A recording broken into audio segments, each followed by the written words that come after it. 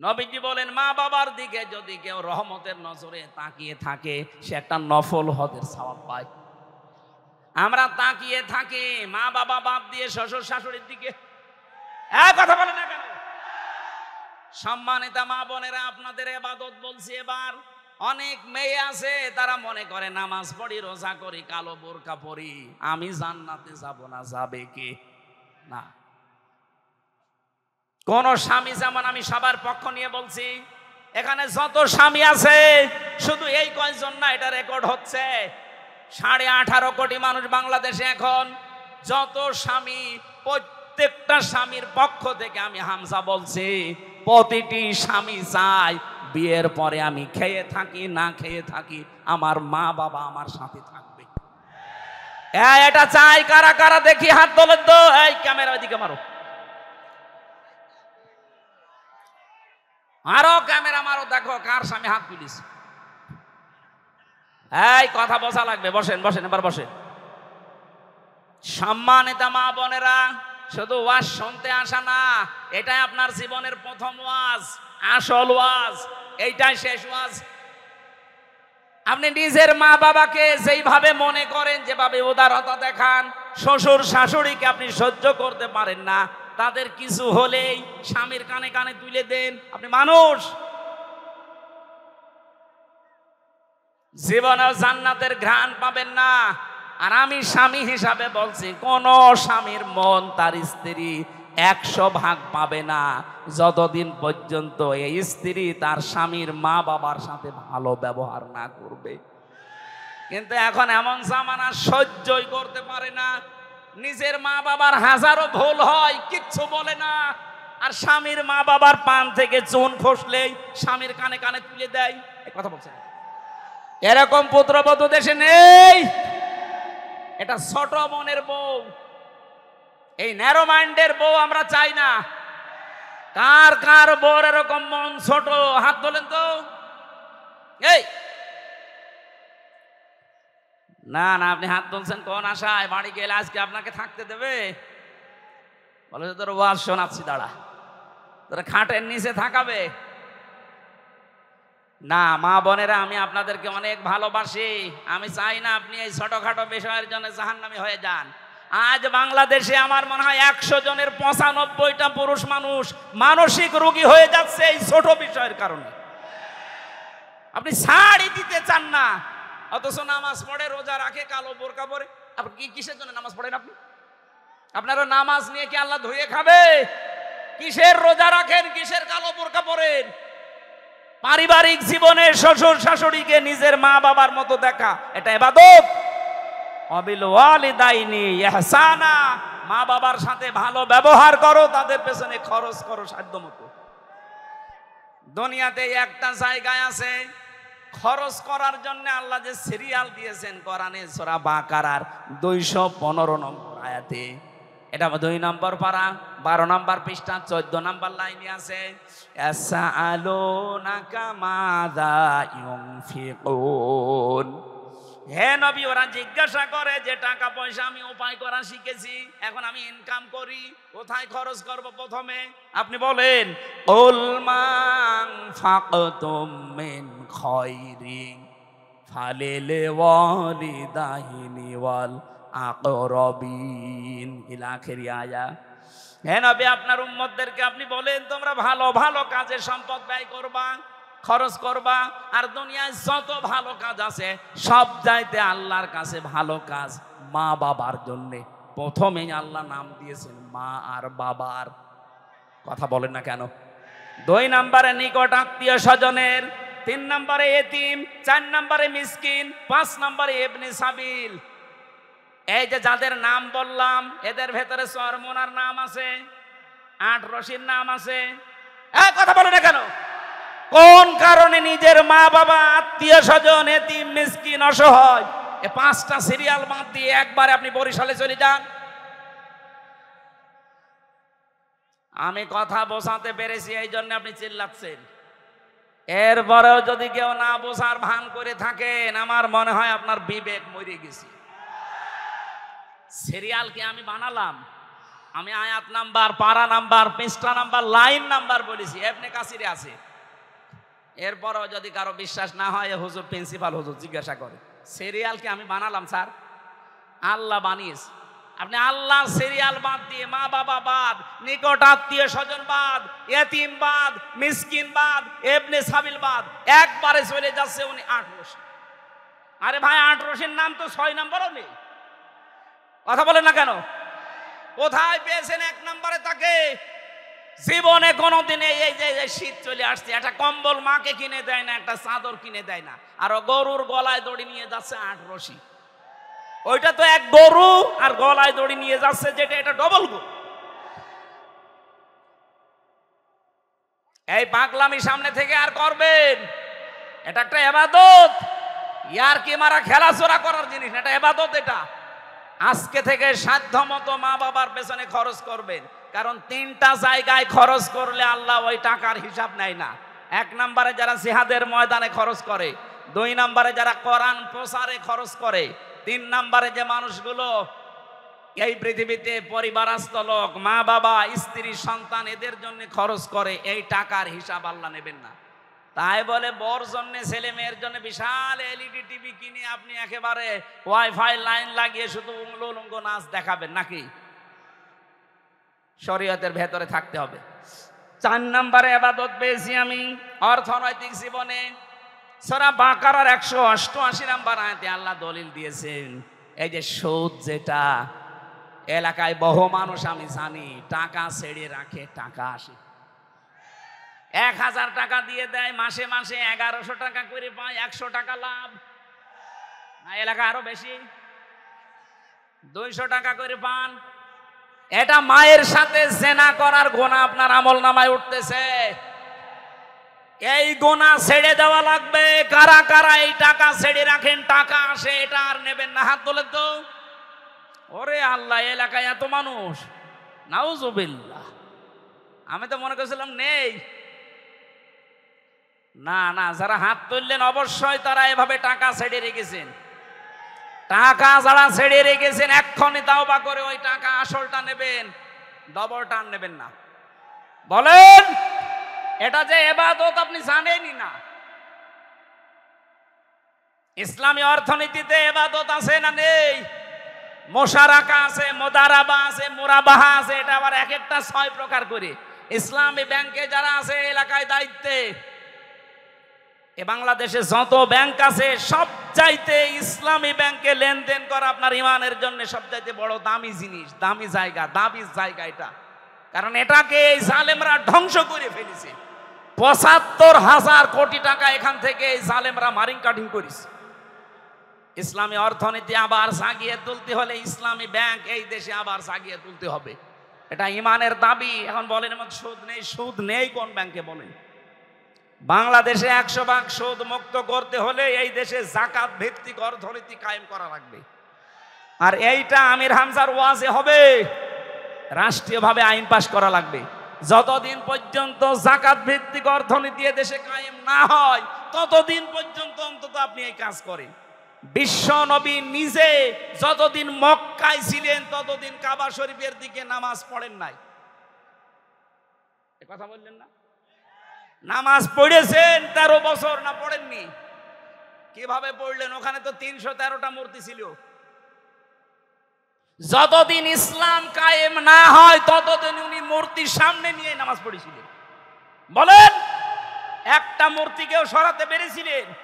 হ্যাঁ, যখন মদিনায় গিয়ে রাষ্ট্র ক্ষমতা পেলেন তখন নিজে এসে রাষ্ট্রীয় ক্ষমতার দায়িত্ব নেওয়ার পরে এবার মূর্তিগুলো ভাঙলেন। আলীকে বললেন সাফ করো, পুরা পরিষ্কার করে। উনি নামাজ পড়েছেন না পড়েন নাই? তাহলে যতদিন পর্যন্ত রাষ্ট্রে ইসলাম না আসবে, যাকাত ভিত্তিক অর্থনীতি কায়েম যতদিন দেশে না হবে, ততদিন আপনি ইসলামী ব্যাংকে কারবার করেন, কোনো গুনাহ হবে না। যখন দেশে ইসলাম কায়েম হয়ে যাবে তখন দেখবেন পুরাটা সুদ ভিত্তিক অর্থনীতি, ব্যাংকিং ব্যবস্থা চালু হবে ইনশাআল্লাহ। সৌদি আরব যদি চলতে পারে, কাতারে যদি চলতে পারে, এদেশে চলবে না মানে? রাষ্ট্রীয়ভাবে ইসলামটা এনে দিন। আফগানিস্তানে চলছে না ব্যাংক, সুদ আছে।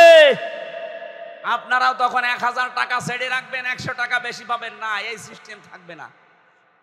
আজ অনেকে ভয় দেখাচ্ছে ইসলাম যদি কায়েম হয় তুমি কিন্তু ডাইল খেতে পারবা না, তোমার হাত কাটা যাবে। তার মানে আপনার চুরি করার অভ্যাস আছে, এই জন্য আপনার এত ভয়। এক কথা বলেন না কেন? ইসলামী আইন যদি এটা কায়েম হয় বাংলাদেশে, এদেশে যে 350 এমপি ছিল প্রত্যেকের হাত কাটা যেত, কারণ প্রত্যেকটা কম বেশি চোর। আপনি একটাকে বলেন যে এটা ভালো ছিল, ওটা ডবল চোর। দরবেশরে ভালো মনে করতাম, ওর মতো চোর বাংলাদেশে কেউ আছে? 7টা ব্যাংক থেকে টাকা মারিকাটি করছে। ওর হাত 2টা না, ওর আরো যা হাত পা আছে, 2 হাত 2 পা, আরো হাত আছে, আরো পা আছে, ওইগুলো কাটা পড়ে যেত। আমরা অর্থনৈতিক জীবনের ইবাদত বুঝতে পারছি না। অনেকে যে জমি জায়গা নিয়েও সুদ খান। আমি আব্দুর রশিদ সাহেবকে 1 বিঘা জমি দিলাম, ওনার কাছ থেকে 1 লাখ টাকা নিলাম। চাষ করে খাবো যতদিন, টাকা ফেরত দেওয়া লাগবে না ততদিন। যখন ফিরিয়ে দেব তখন টাকা ফেরত নেবে। এটা নেই? এটার নাম কি? এই বন্ধকে যারা আছেন তারা সুদ খাচ্ছে। হবে না। 2টা পদ্ধতি আছে, যদি মিটাতে পারেন তাহলে আপনার এটা জায়েজ হবে। 1 নম্বরে, যতদিন আপনি চাষ করে খাবেন ততদিন সরকারের খাজনা যেটা বছরে বছর, ওইটা আপনি দেবেন যে চাষ করে খাচ্ছে। আর যখন উনি আমার কাছ থেকে টাকা ফেরত নেবে তখন কমপক্ষে 8-10 হাজার টাকা কম নেওয়া লাগবে। আমার মনে হয় এটা লস হয়ে যায় বলে অনেকে করবে না। বাবা শাহজালাল জাতে মাতাল হলো, এরা তাহলে ঠিক আছে।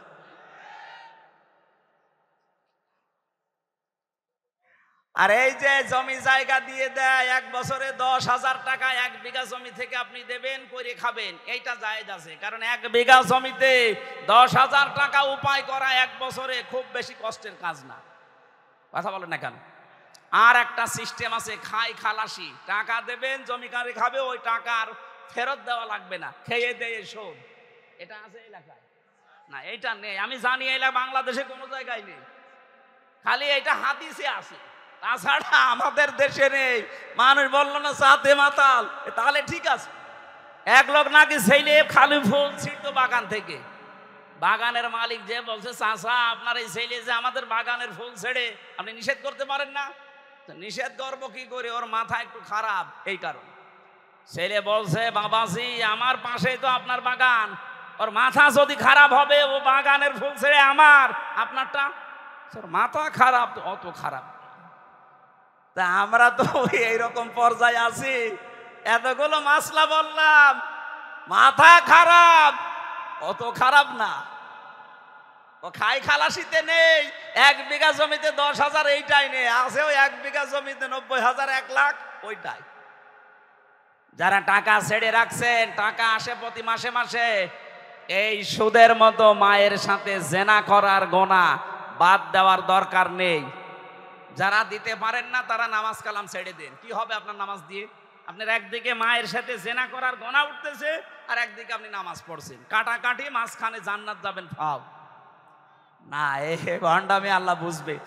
এরপরে পেয়েছি আমি রাজনৈতিক জীবনের ইবাদত, সূরা নেসার 59 নম্বর আয়াতে। ধর্মীয় জীবনের ইবাদত সূরা ইমরান, আলে ইমরানের 85 নম্বর আয়াতে। সাংস্কৃতিক জীবনের ইবাদত সূরা আনফালের 60 নম্বর আয়াতে। রাষ্ট্রীয় জীবনের ইবাদত সূরা মায়েদার 44 নম্বর আয়াতে। আন্তর্জাতিক জীবনের ইবাদত সূরা মায়েদার 51 নম্বর আয়াতে।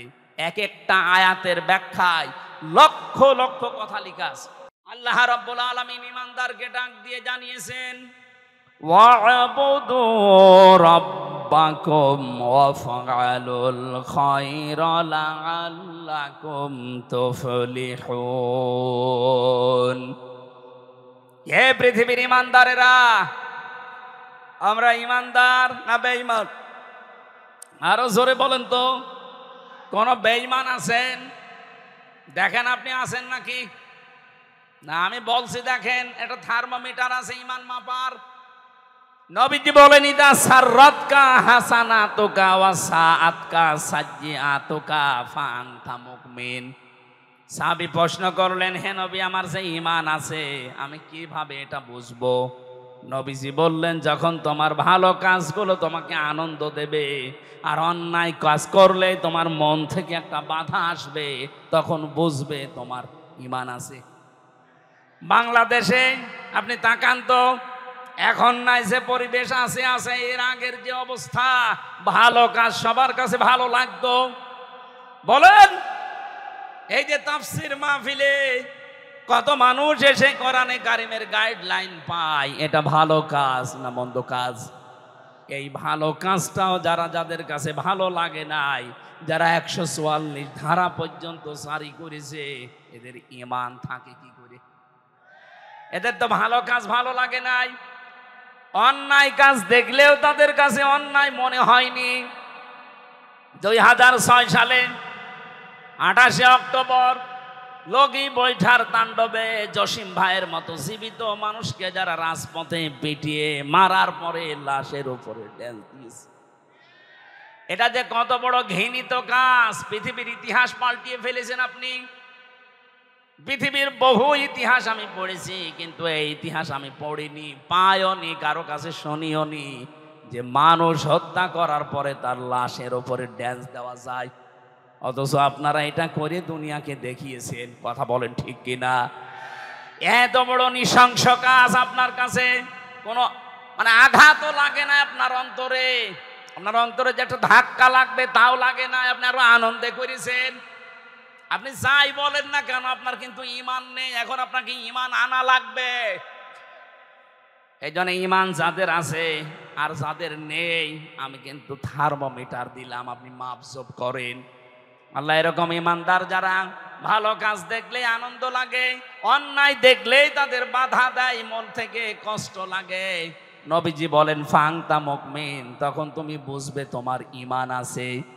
এরকম ঈমানদারকে ডাক দিয়ে আল্লাহ এখানে 4টা কথা জানিয়েছেন। রুকু করো, সেজদা করো, আমি আল্লাহর ইবাদত করো, আর ভালো ভালো কাজের আঞ্জাম দাও, আশা করা যায় তোমরা সফল হবে। এটা বাংলা অর্থ ছিল। এবার আমরা ব্যাখ্যায় যাচ্ছি। যেহেতু প্রথম 2টা আমি বলেছি, ওখানে ওটা আর রিপিট করতে চাই না।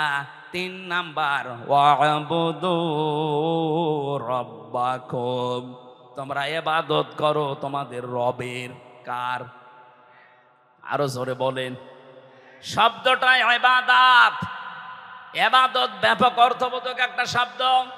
এটা শুরু হয় মানুষের জীবনে নিজের কাছ থেকেই। আমি পড়া কোরআন শরীফ এই যে সামারাইজ করে করে করে করে 9টা ইবাদত মিলিয়েছি আমাদের পুরা জীবনে।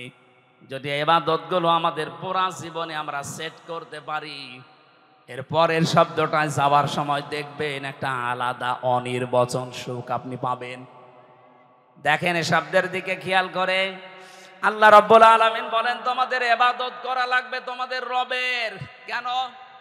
ইয়া আইয়ুহান নাসু উবুদু রাব্বাকুমুল্লাযী খালাকাকুম ওয়াল্লাযীনা মিন ক্বাবলিকুম লাআল্লাকুম তাত্তাকুন।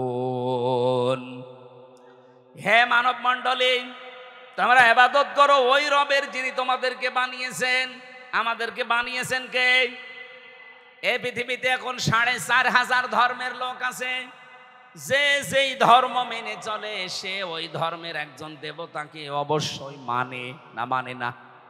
আপনি হিন্দুদেরকে বলেন, ওরা বলবে না যে আল্লাহ আমাকে বানিয়েছে। হ্যাঁ, ওরা বলবে ওদের যে দেবতা আছে 33 কোটি, কত, এর ভেতরে 12 মাসে ওরা 13 পূজা করে। ওই সমস্ত দেবতাদেরকে ওরা সৃষ্টিকর্তা মনে করে। কিন্তু আমরা যারা ঈমান আমাদের আছে, আমরা মুসলিম, আমরা বিশ্বাস করি আমাদেরকে বানিয়েছে। আরো জোরে বলেন। এদেশে একজন পাগল ছিল, আমি নাম নিলাম না, ও বলতো না মানুষ হিসাবে আল্লাহ আমাদেরকে বানিয়েছেন, এটা আমরা মানি না। আমরা এসেছি বানরের কাছ থেকে। আমাদের পূর্বপুরুষকে বানর বলেন, নাউজুবিল্লাহ। এই দেশের মানুষকে এই শিক্ষায় শিক্ষিত করার জন্যে শিক্ষা ব্যবস্থায় পর্যন্ত এইটা দেওয়ার চেষ্টায় ছিল। সে পাগল এখন পালিয়েছে, কোথায় আছে খুঁজে পাওয়া যাচ্ছে না। ষাঁড়, ওর নাম ষাঁড় না, ষাঁড়। জাফর ইকবাল কি সুন্দর নাম দিয়েছেন, অথচ এদেশের মানুষকে বেঈমান বানানোর জন্য, আল্লাহ ভোলা বানানোর জন্য বহু চেষ্টা চালিয়েছে, কিন্তু সফল হতে পারেনি। আমাদেরকে বানিয়েছেন কে? শুধু আমাদের না, আমাদের পূর্বপুরুষ যারা, আমাদের আদি পিতা হযরতে আদম থেকে শুরু করে সবাইকে কে বানিয়েছেন?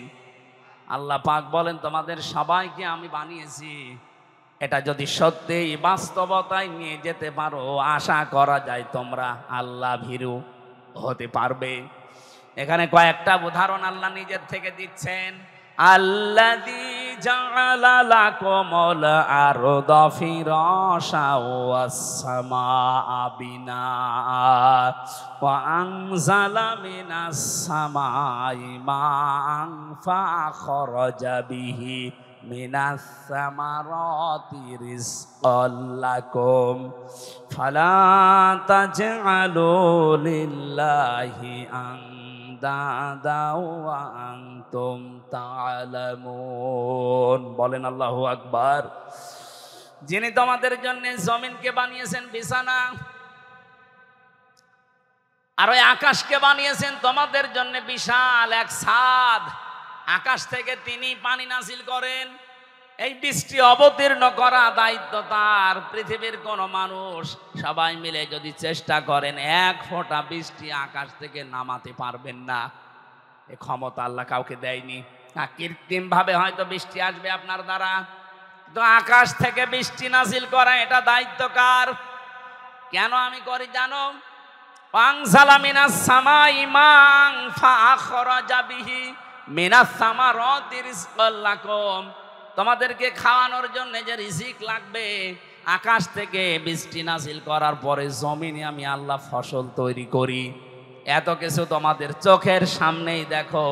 ফালা তাজআলু লিল্লাহি আনদাদা, কখনো আমি আল্লাহর সাথে অন্য কাউকে শরীক বানিও না। কে বলছেন? আয়াতটা পড়ার পরে আমি বাংলাদেশের সাথে একটা জিনিস এখনো মিলিয়েছি। আমি আসার সময় মিলাচ্ছিলাম।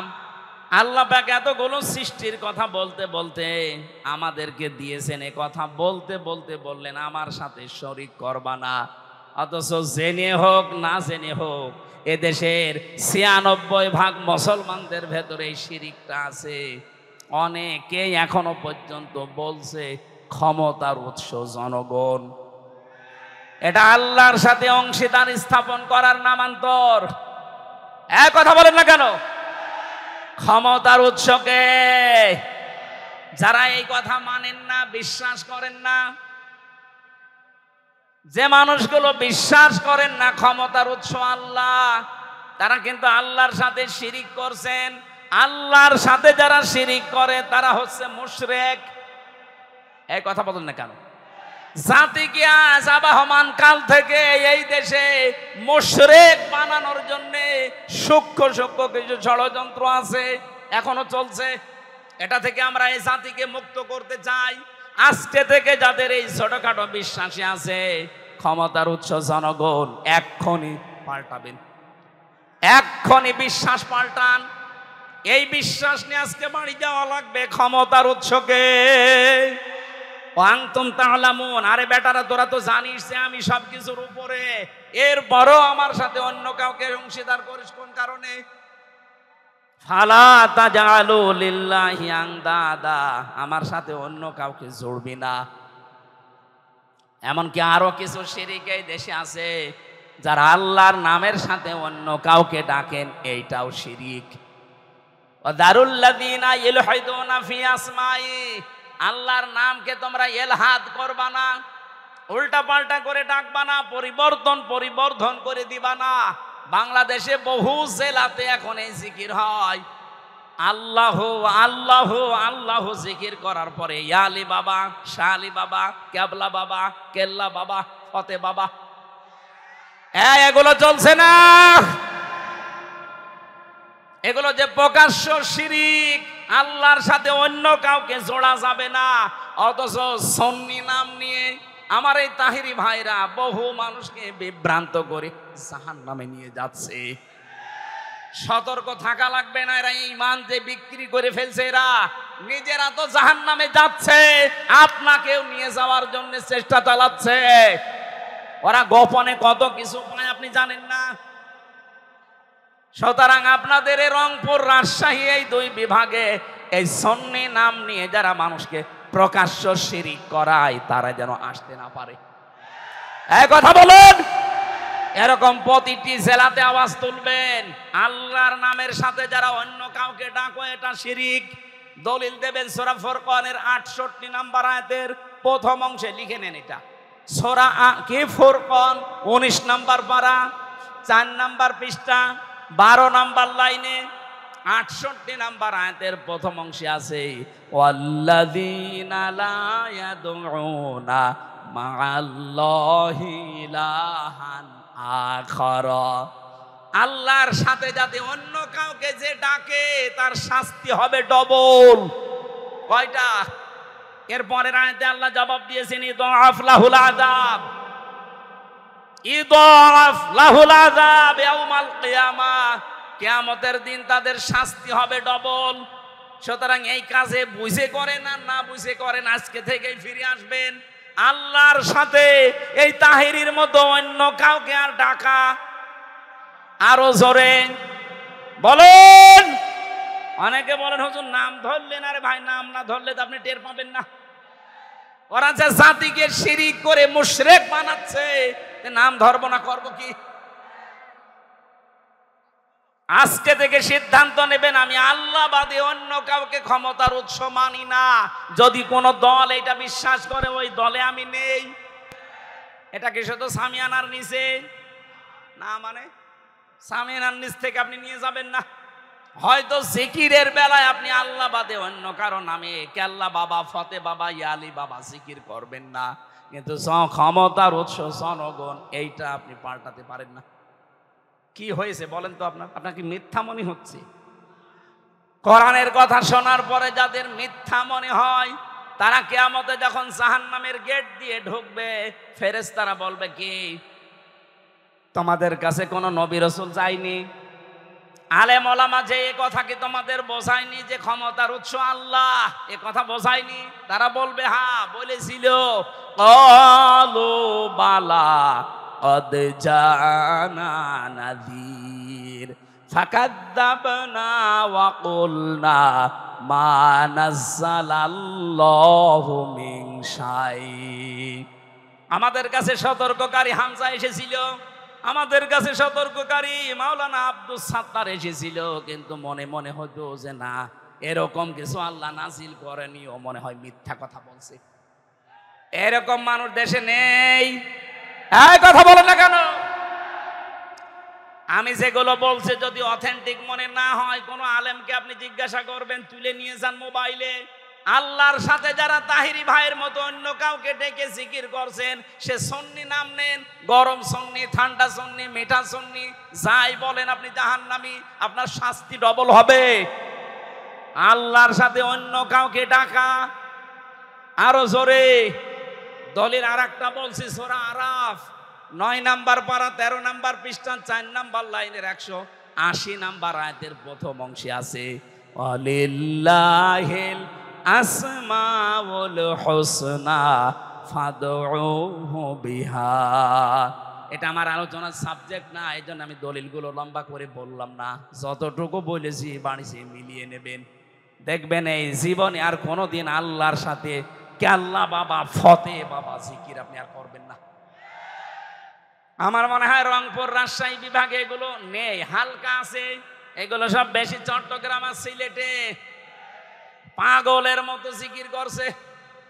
একজনকে হাত চেপে ধরেছিলাম, ওইলে চট্টগ্রামের ফটিকছড়ি, ওখানে কোলাঙ্গার আছে, নাম তার নসিবুল বশর মাইজ ভান্ডারি। এই কোলাঙ্গার কোরআনের পাখি আল্লামা সাইদির নামে মিথ্যা মামলা দিয়ে তাকে ফাঁসির আদেশ দিয়েছে। এত মানুষের শাস্তি কিন্তু এদেশে হচ্ছে কম বেশি, কিন্তু এই শয়তানটা এখনো ধরা ছোঁয়ার বাইরে আছে। কথা বলেন না কেন? চাঁদপুরের আর একজন ছিল আমার সাথে জেলখানায়, তথাকথিত ভণ্ড পীর মাজার ব্যবসায়ী। এই লোকটার এই নজিবুল বশর মিলে কোরআনের পাখির নামে মামলা দিয়েছিল, মিথ্যা মামলা। উনি যদি আজকে আমাদের ভেতরে বেশি থাকতেন, এই ডিমলাতে যদি কোরআনের পাখি আজকে জীবিত অবস্থায় আসতেন, এরকম মাঠ আমার মনে হয় 10টা লাগতো। এক একটা বিভাগে শুধু একবার করে যেতেন, দেশের অবস্থা পুরা চেহারা পাল্টিয়ে যেত। জালেমরা জেনে শুনে কায়দা করে ইনজেকশন দিয়ে মেরে ফেলেছে। এই কথা বলে না কেন? যাদের কারণে এই কাজ ঘটেছে, আমরা চাই এই দুই কুলাঙ্গারের ফাঁসি এই জমিনে হোক।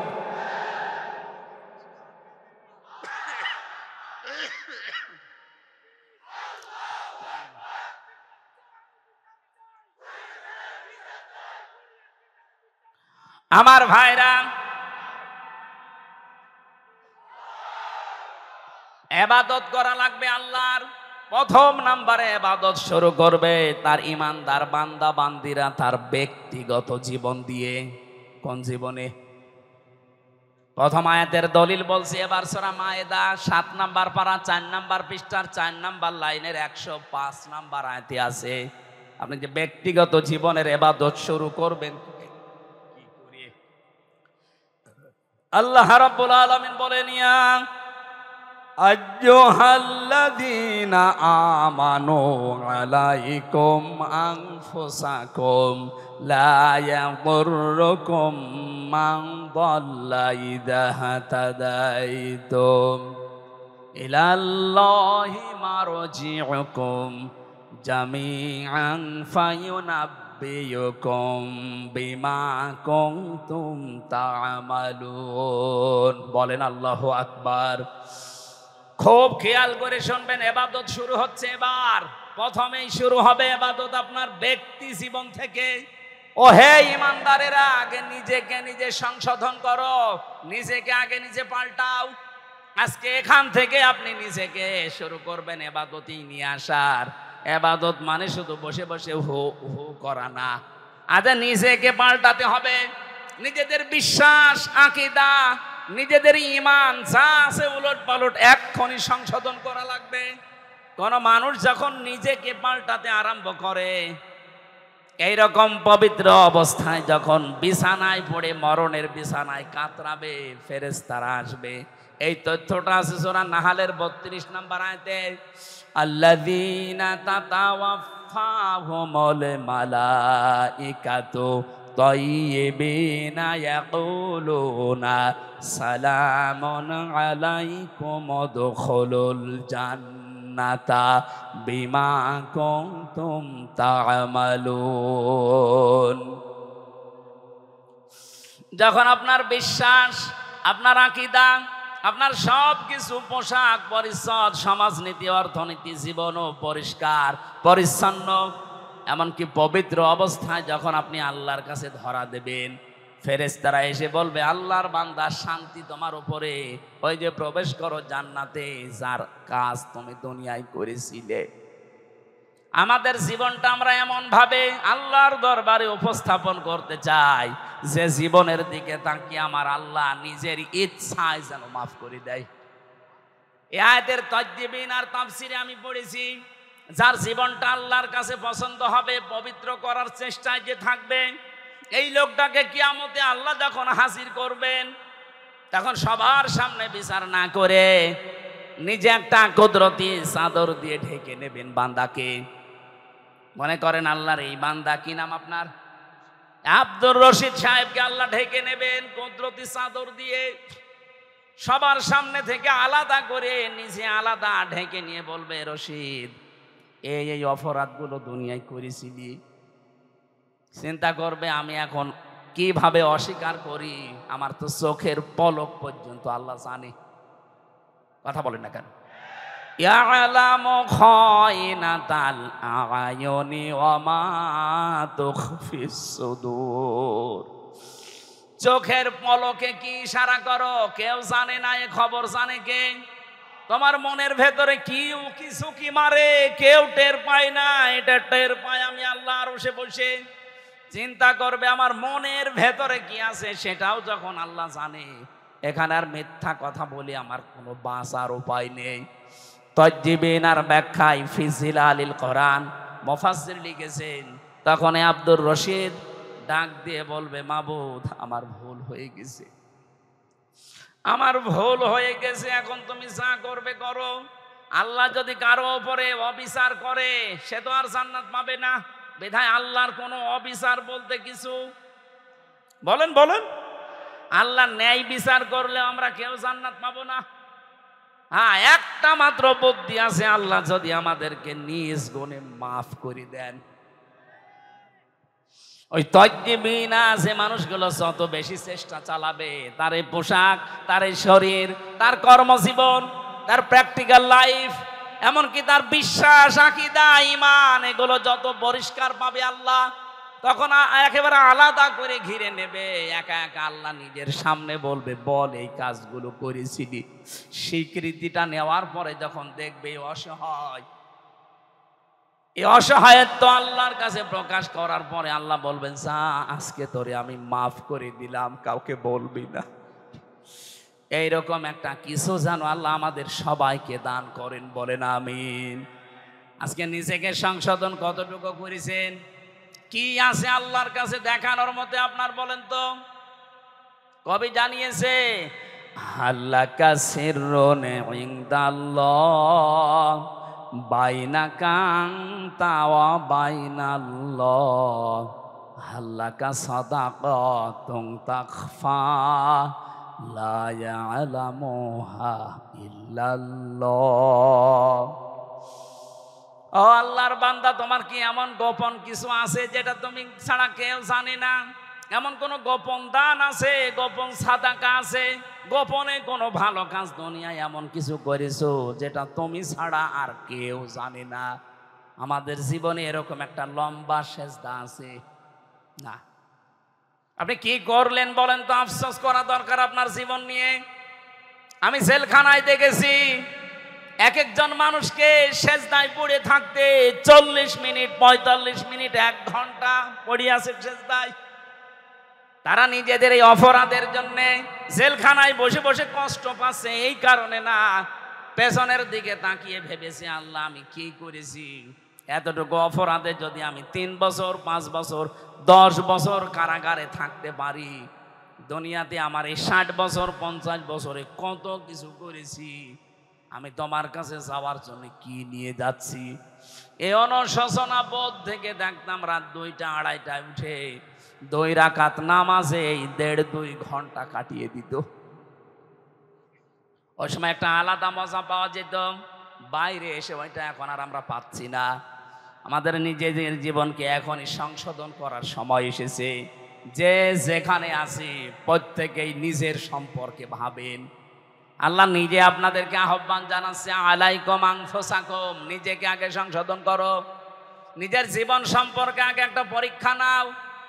ও ইমানদারেরা, আমাল হায়াতুদ দুনিয়া ইল্লা মাতাউল গুরুর, পৃথিবীর জমিন ধোঁকা, আপনার সম্পদ আদি ধোঁকা, সন্তান আদি ধোঁকা, স্ত্রী ধোঁকা, মা বাবা ধোঁকা, ক্ষমতা এটাও ধোঁকা।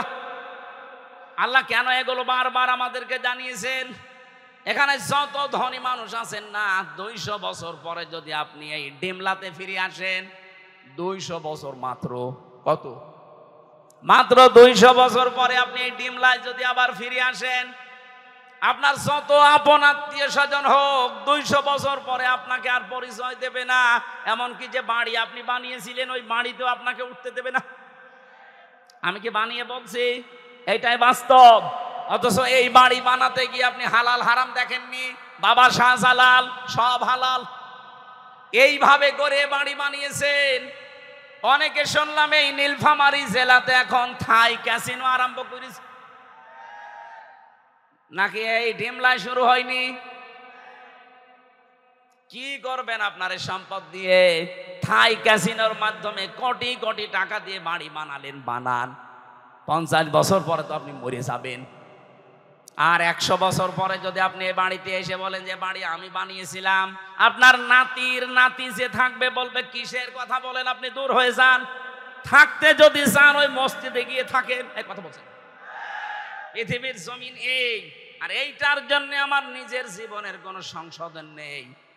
যেন আমাদের প্রত্যেকের উচিত চোখ বন্ধ হওয়ার পরে কি হবে এটা একটু চিন্তা ভাবনা করে নিজের জীবন সংশোধন করা। আল্লাহ আমাদের এই ইবাদতটা যেন ইনভলভ হওয়ার, অ্যাক্টিভ হওয়ার তৌফিক দেন, বলেন আমিন। এই বাংলাদেশে বহু মানুষ আমরা দেখতে পাচ্ছি, এদেরকে যদি জিজ্ঞাসা করেন ওরা বলবে আমরা কি নামাজ পড়ি না, রোজা রাখি না, হজ করে এসেছি, আমরা দান সাদকা করি।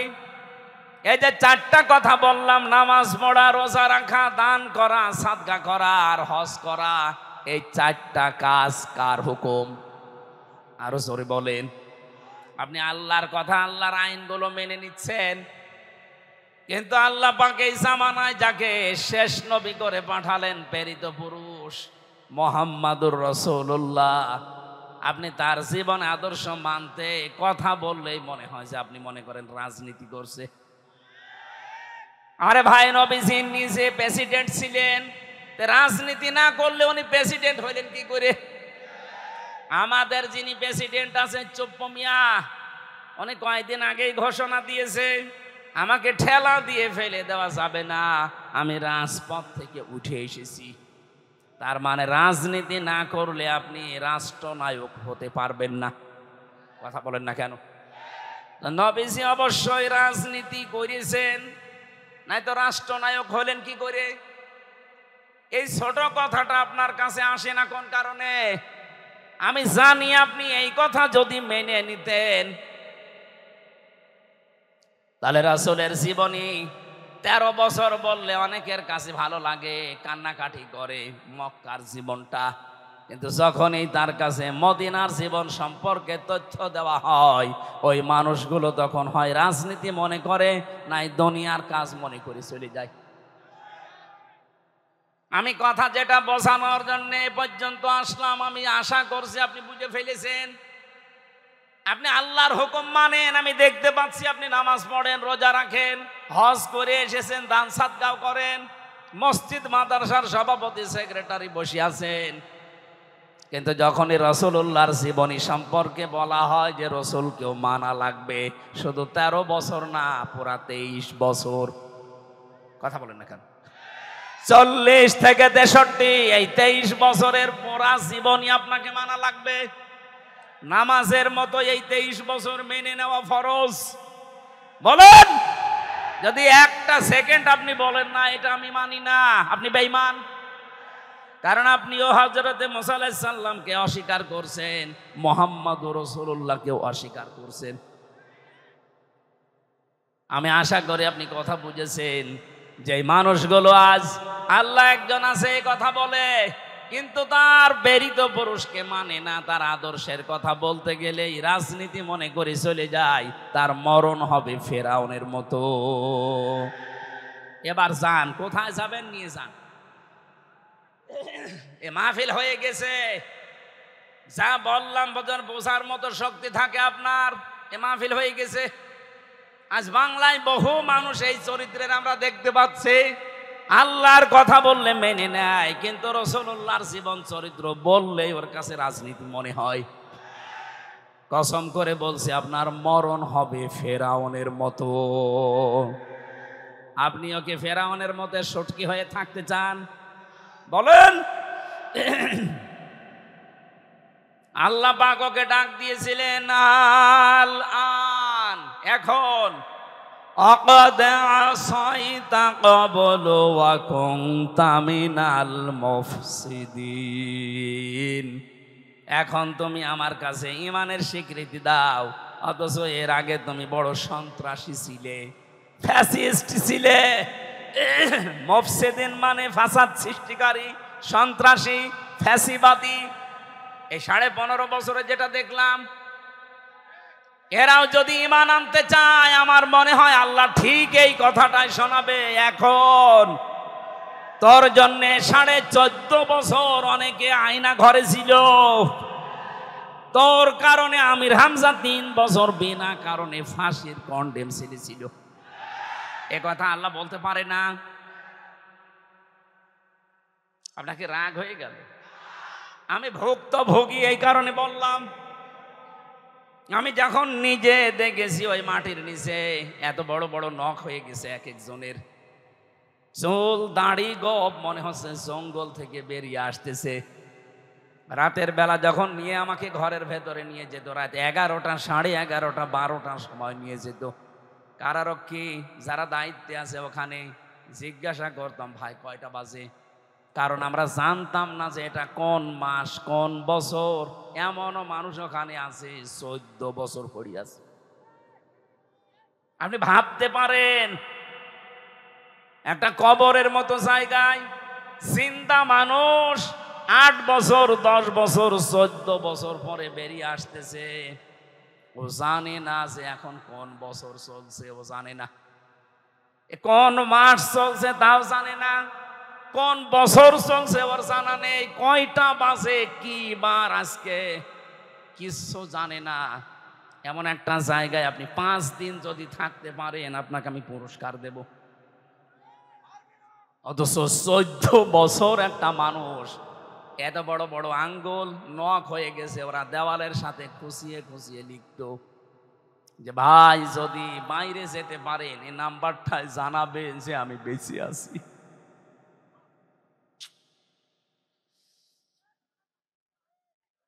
এত বড় কাজ আপনার করার পরও এখনো পর্যন্ত কোনো অনুশোচনা নেই, এখনো পর্যন্ত আপনি কোনো অনুতপ্ত হন না। আপনার বৃদ্ধি দিন যাচ্ছে, আরো বাড়তেছে। নিজে নিজে মোবাইল রেকর্ড করে উল্টা পাল্টা কলগুলো মানুষের কাছে ছড়িয়ে আরো বিশৃঙ্খলা তৈরি করছেন। আপনাকে কে বলেছে গাইবান্ধার যুবলীগের এই নেতার কাছে কল দিতে? জীবনে তার খোঁজ নিয়েছেন কোনোদিন? আজকে বিপদে পড়েছেন, ঠেলায় পড়ে ঢেলায় সালাম করছেন। আপনার এই কলগুলো আমার মনে হয় যিনি দায়িত্বে আছে বাংলাদেশের উপদেষ্টায়, প্রধান উপদেষ্টার উচিত যারা এদেশে বিশৃঙ্খলা তৈরি করতে চায়, সন্ত্রাসী কর্মকাণ্ড উস্কে দিতে চায়, তাদের ওইগুলো যেন বন্ধ করা হয়। এই কলগুলো কোনো দরকার নেই, কারণ দেশের যার দ্বারা উপকার হয় না তার দরকার কি? এদেশ থেকে আমরা যাদেরকেই বাইরে পাঠাই, মাসে মাসে তারা রেমিটেন্স পাঠায়, টাকা পাঠায়। আপনি আজ 3 মাস গেছেন, 1 টাকাও পাঠাননি। 1 টাকাও দিয়েছে? 1টা টাকাও দেয়। কি করছেন আপনি ওখানে? অন্তত যা আছে বিক্রি করে টাকাগুলো পাঠাতে পারেন না? আমার চাচা আছে, আমার দাদা আছে সৌদি আরবে, প্রতি মাসে মাসে তারা দেশের জন্য টাকা পাঠায়। রেমিটেন্স যোদ্ধা বলা হয় তাদেরকে। এমনকি অন্তর্বর্তীকালীন সরকারের প্রধান উপদেষ্টা সহ যারা আছে তারা এখন এই রেমিটেন্স যোদ্ধাদের জন্য বিমানবন্দরে আলাদা ফ্যাসিলিটি দিচ্ছে। আপনি কোন কারণে 3 মাস বসে আছেন, 4 আনাও পাঠান না? কি হবে আপনারা দিয়ে? আমি আশা করবো সেই কয়দিন আছেন 3 মাসের হিসাব করে প্রতি মাসে অন্তত 20,000 করেও টাকা পাঠান। 1টা টাকাও পাঠান না। আন্দাজে শুধু দেশে কি করে আরো গন্ডগোল তৈরি করা যায়, বিশৃঙ্খলা তৈরি করা যায়। এভাবে যদি চলতে থাকেন আপনার মরণ হবে ফেরাউনের মতো।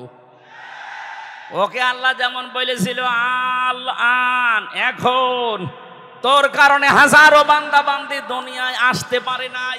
70,000 বনি ইসরাইলের শিশুদেরকে তুই হত্যা করেছিস।